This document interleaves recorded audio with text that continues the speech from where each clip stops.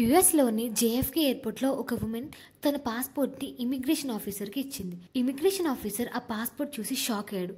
ఎందుకంటే ఆ పాస్పోర్ట్పై ఉన్న దేశం పేరు టొరెన్సా. అసలు అలాంటి ఒక కంట్రీయే ఎగ్జిస్ట్లో లేదు. ఏ మ్యాప్లో ఏ రికార్డులో కూడా లేదు.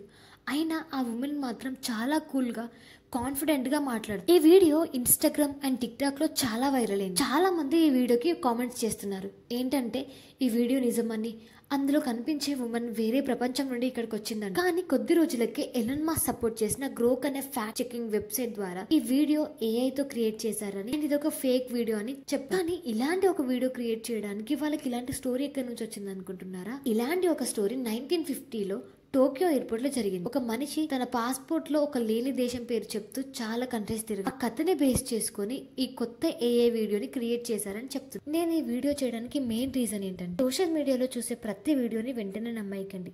ఇప్పుడు ఏఐతో ఏదైనా నిజం లాగానే కనిపించేలా క్రియేట్ చేస్తున్నారు.